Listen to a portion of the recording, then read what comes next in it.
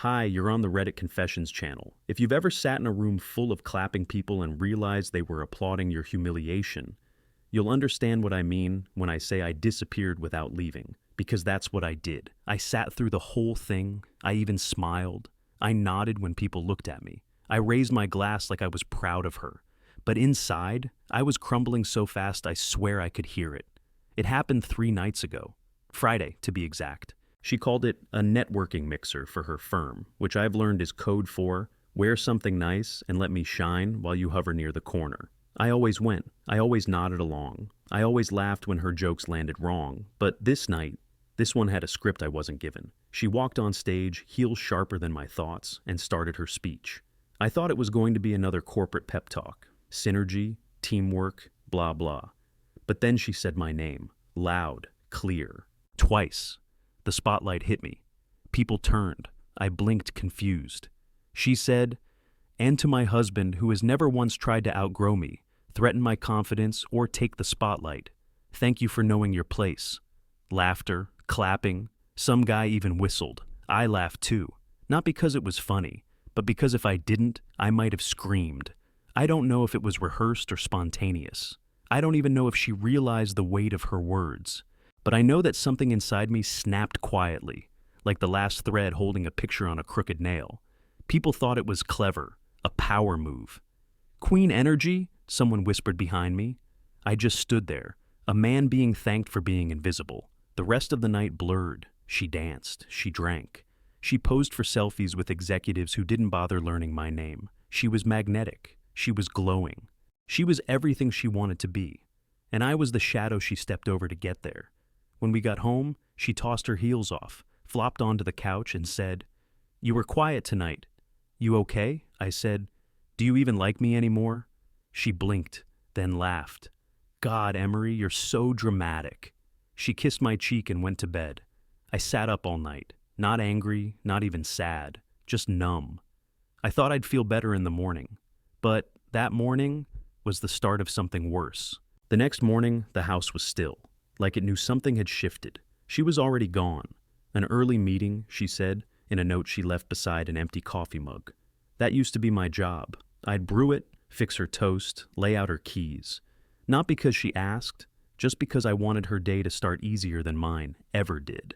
But now I sat alone, staring at the mug like it was some forgotten monument to a man I no longer recognized. I didn't go to work. I couldn't. I just kept replaying the night in my head. Not the laughter, not the crowd, not even her words. What haunted me was her smile, that specific smile, the one she used to give me when I held the umbrella over her in the rain, or when I stayed up to walk her home from a client dinner. It was hers, but she gave it to everyone but me. Around noon, I checked her social media. I never used to, but something pushed me. Her firm had posted a video, her speech, my humiliation. The comment section was full of praise. Iconic. Boss energy. Put him in his place, haha. The video already had thousands of views, and there I was, frozen in the background, clapping like a fool. A decorative husband. I sat with that feeling until evening. Then, for the first time in years, I didn't make dinner. I didn't call to check when she'd be home. I just waited. She came through the door, tired and smiling. She threw her bag on the chair, kicked off her shoes, and started telling me about her day like nothing had happened. I watched her, trying to remember if I ever made her speak with that much energy. I didn't interrupt her. I let her finish. Then I quietly asked, "Do you know what you said last night?" She blinked. "You mean the speech?" "I mean about me, about how I know my place." She laughed, actually laughed, and said, "It was a joke, Emery." God, why are you so sensitive lately? That's when I stood up, not to yell, not to argue, just to stop listening. I walked past her, straight into our bedroom, and locked the door. Behind it, I could hear her chuckle fading into silence. I think that was the moment she realized something was different, something real. But it was already too late, because something in me had just started to wake up. The silence that followed that night didn't feel like peace. It felt like a clock ticking louder than usual. She didn't knock on the bedroom door. She didn't text, didn't ask if I was okay. The next morning, I left before she woke up. No note, no message. I just needed space. I told my manager I was taking 2 vacation days. I didn't explain, I didn't have the energy. I drove out of town, not far, just to the lake we used to visit before things got performative. Back when her hand would find mine just because. Back when a picnic on a windy bench was enough for us to feel rich. I sat on that same bench now, watching the water move without purpose, and realized I hadn't been truly alone in years, not without guilt attached to it. By the second afternoon, I caved. I came home hoping she might greet me at the door, confused, worried, something human. But the house was just as I left it, the curtains drawn, the air untouched. Only her perfume lingered in the hallway, faint, floral, and cold. Her phone was charging on the kitchen counter. I never went through it before. I always thought trust meant not needing to look. But that night, something broke. My hands moved before my conscience could stop them. I didn't expect anything. Honestly, I thought I was just being paranoid. But there it was. Messages, not hundreds, just one thread. One name, Chase, the same guy from the party. Her coworker, her inside joke.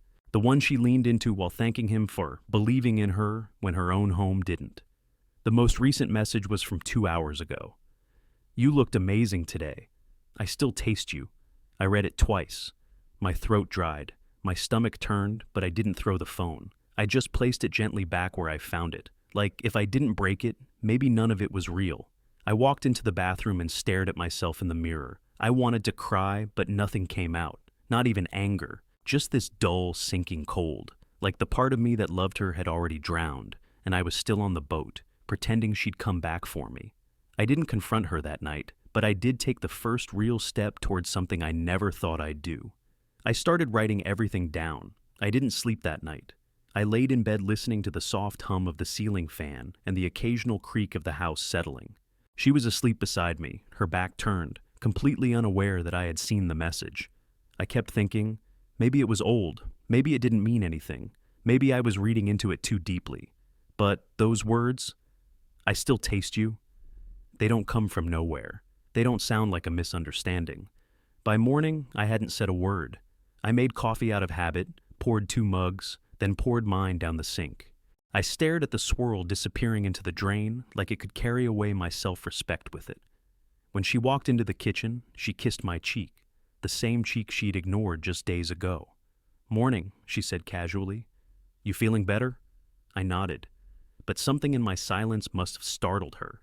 She looked at me longer than usual. Maybe she noticed my jaw clenched too tightly, or maybe she just sensed it, that shift in the air when someone stops pretending. Later that day, while she was in the shower, I sat on the edge of the bed with her phone in my hands again.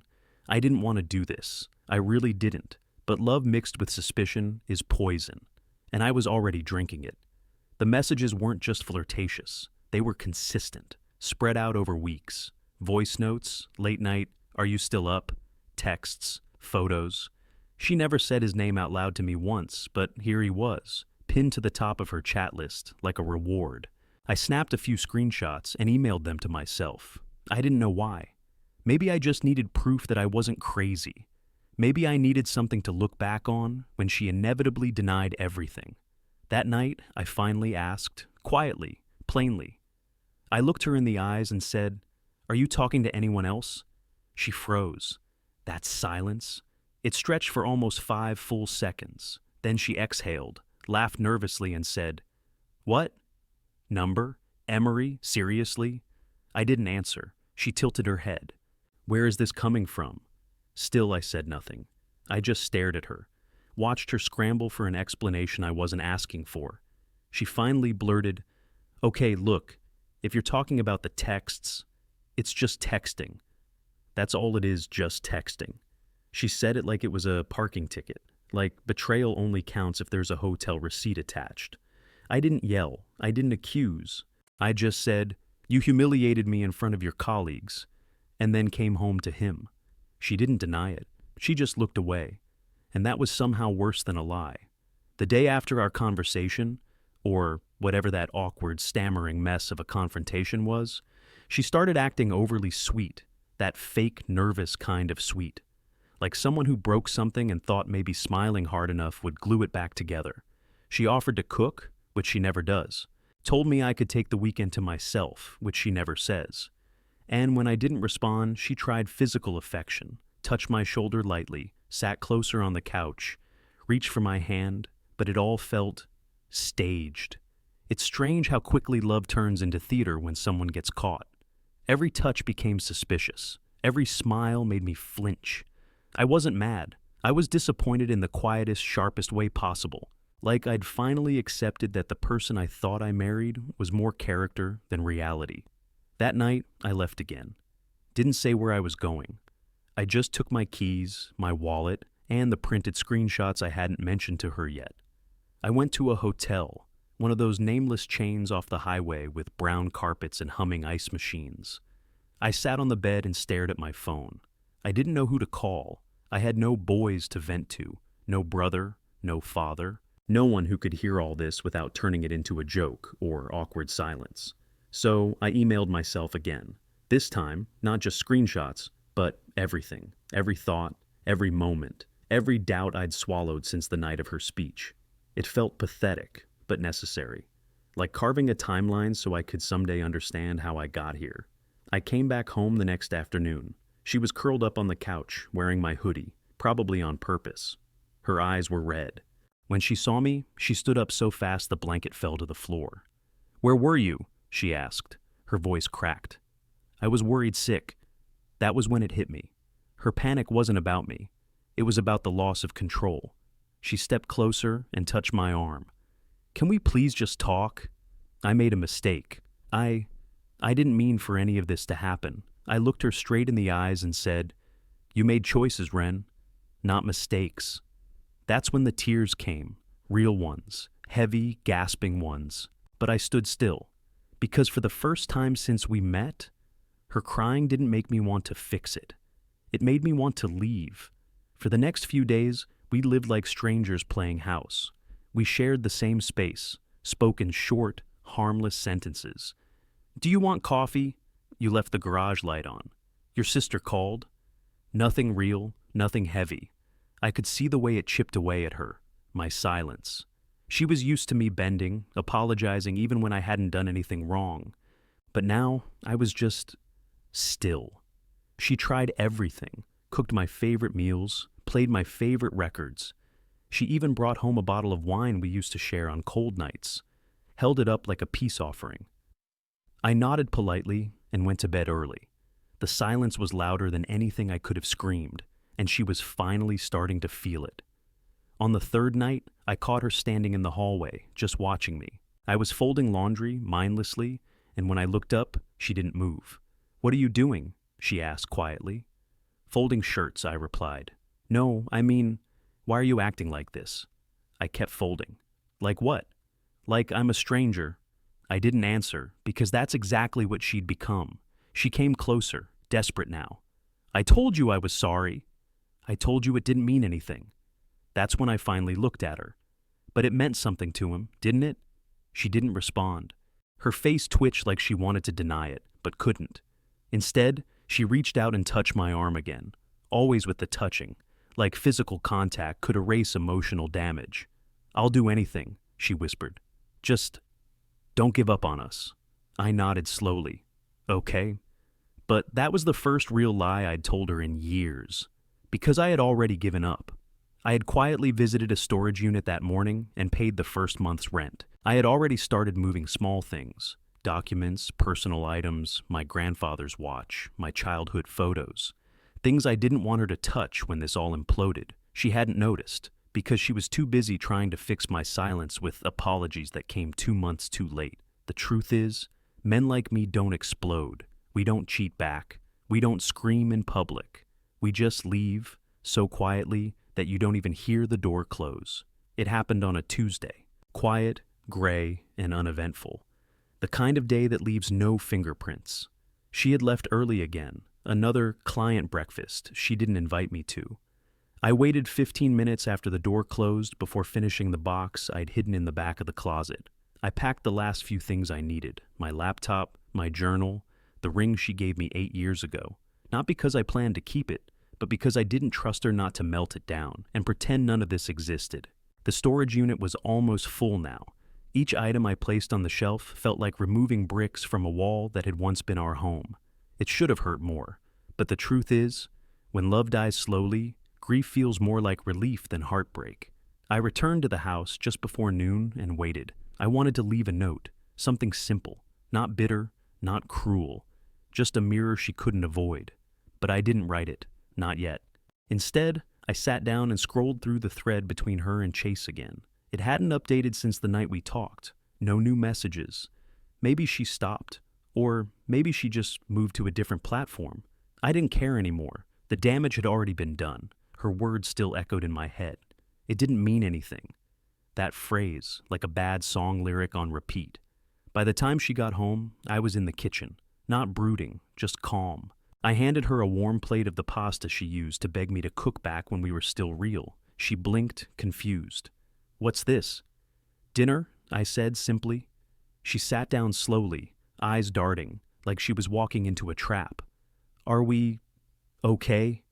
I looked at her, really looked, at the woman who used to trace circles on my arm when we watched movies, who once cried into my chest when she got passed over for a job, who once told me she'd never hurt me, even by accident.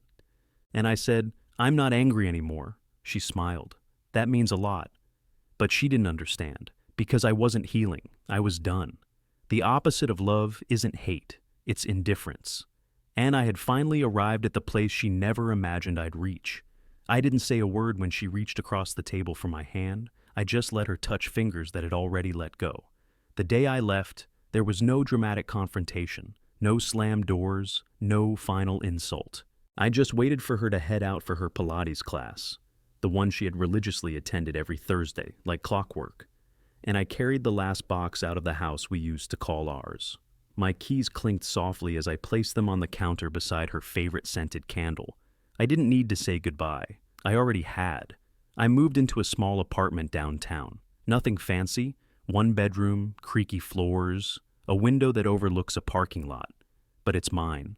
It smells like freedom and cheap air freshener, and for the first time in years, I sleep through the night without checking to see if someone is still lying next to me. She texted that evening, just one word, "Why?" I didn't reply. Then came the calls, the voicemails, the apologies that suddenly carried weight now that I was no longer there to absorb them. She even showed up at my building once, crying in the rain, saying she didn't know who she was without me. But I finally realized I do know who I am without her. I'm not the quiet husband standing in the background of her victory speeches. I'm not the afterthought in her story. I'm not the man who knows his place. I'm Emery, the man who finally walked away. And it turns out, peace isn't some loud, victorious shout. It's just waking up, making coffee in your own mug, and not bracing for emotional landmines before noon. A few weeks later, I started journaling again. Nothing fancy, just small reflections. Then hiking, then traveling on weekends. And slowly, I stopped remembering the version of myself who waited for love to be handed back like a receipt. She still messages me sometimes, tells me she misses the way I listened, the way I forgave, the way I stayed. But I don't stay anymore, because sometimes the most powerful thing you can do isn't revenge. It's rebuilding. And I'm doing just fine. Thanks for watching this story on Reddit Confessions. If you've ever been through a moment like this, where walking away was the beginning of your healing, share it in the comments. Tell us how you chose peace. And don't forget to like, subscribe, and join us for more powerful true stories every week.